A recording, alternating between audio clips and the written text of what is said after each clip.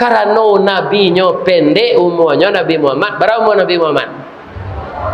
63. Ambo lara 71 lara tambahnya lah 8 tahun.